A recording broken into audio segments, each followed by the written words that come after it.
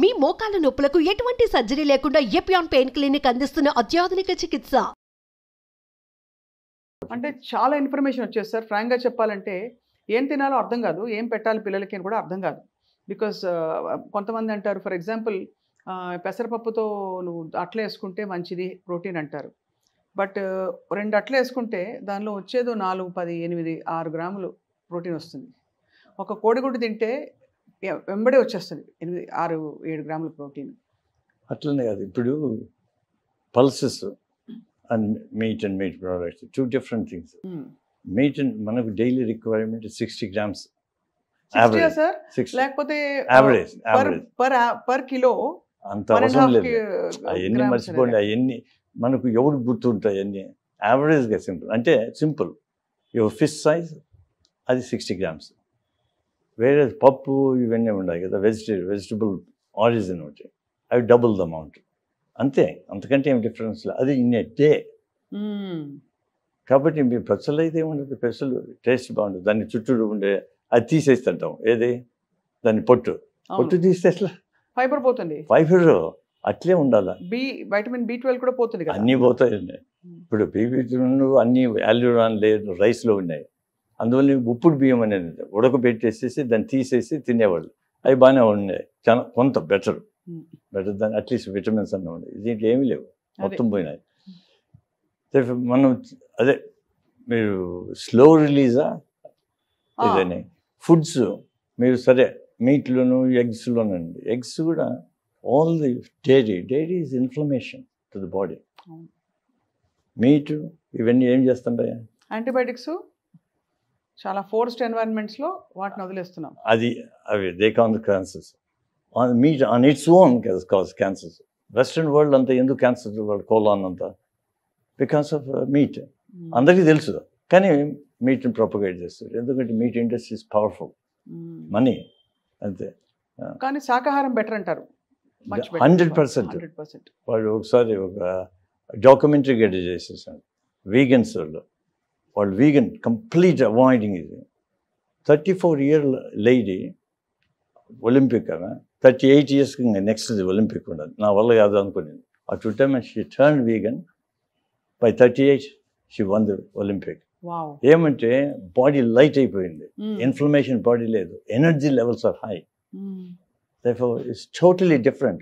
మనం కాన్సెప్ట్ కంప్లీట్గా మార్చుకునేసి ఇవన్నీ ప్రాసెస్డ్ ఫుడ్స్ ఇవన్నీ తీసేసేసి అండ్ డైరీ కూడా చాలా వరకు తీసేస్తున్నాయి.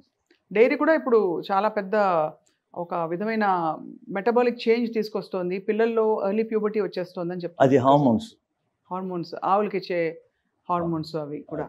సో దానివల్ల అసలు అంటే ఒకలా చూస్తే అంటే తప్పు పూర్తిగా మనది కూడా కాదు సార్. అంటే మనదంటే కన్జ్యూమర్స్ నేను చెప్పేది, బికాజ్ చుట్టూ ఉండే జెనెటిక్ మోడిఫికేషన్స్ ఏవైతే అవుతున్నాయో వాటితో మనం కోపప్ కాలేకపోతున్నాం. ఏం తినాలి అర్థం కాదు, ఎంత తినాలని. మీరు ఏది తినాలనుకునేప్పటికి వేరే న్యూ రూల్స్ తెచ్చేస్తారు. అంటే మనకి గ్రీడ్ అండ్ యావరేజ్ ఇది మనం కంట్రోల్ చేస్తుంది.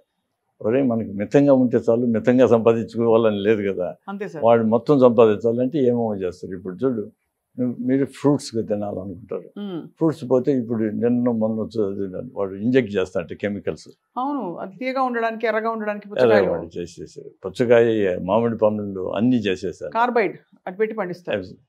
వెజిటబుల్స్ అనుకో మంచిది అని చెప్పాను కదా ఇంతవరకు, దానికి ఎన్నో అమౌంట్ ఆఫ్ పెస్టిసైడ్స్ చేస్తాను, ఎస్పెషల్లీ క్యాబేజ్ అండ్ కాలీఫ్లవర్లో, లేకుంటే అవి గ్రో కాలేవంట. 12 times the norm ఉండదు. కాబట్టి we are being fed with the useless foods. కానీ but the thing is that's what in the environment we have. అదే అందులో మనం ఏం చేయొచ్చో చూసుకోవచ్చు అంతవరకు. దానికి ఎడ్యుకేషన్ చేయాలా, government bodies also have to influence. ఇప్పుడు యూరోప్లో నిలిపేసేసారు కదా pesticides, most of them are banned. ఆ బ్యాండ్ అయినట్టు ఆ దేశాలే మనకు అమ్ముతారు, మనం కొనుక్కొని వాడుకుంటుంటాం. This is what it is. అన్ని వాళ్ళు ప్రతి ఒక్కటి. ఇప్పుడు ఈవెన్ ద స్వీట్నర్స్ చెక్ చేసినారు, ఎవ్రీ ఫ్యూ ఇయర్స్ ఇది కార్సినోజెనిక్ అని చెప్తూ వచ్చినాడు. ఇప్పుడు లాస్ట్ 45 years నేను about 7 or 8 ones that told it's carcinogenic. Saccharin అవన్నీ వచ్చాయి మధ్యలో, అన్ని ఆస్పర్టేమ్ వచ్చింది, అన్ని కార్సినోజెనిక్. ఇప్పుడు స్టీవియా చాలా స్టీవియా లీఫ్, స్టీవియా లీఫ్ వాడుతున్నారు. అదేం మనకి తెలియదు. ఏం వేసుకోకపోతే ఏమవుతుంది? అది బెటర్. నోరే కదా, అలవాటు చేసుకుందాము. ఇప్పుడు నేను చిన్నప్పుడు మాకు కాలేజీలోనూ స్కూల్లోనూ అంటే కాఫీ తాగితే ఒక కాఫీలో షుగర్ వేసేది కాదు, షుగర్లో కాఫీ వేసుకుంటాం, అట్లా అంత వేసుకునేది.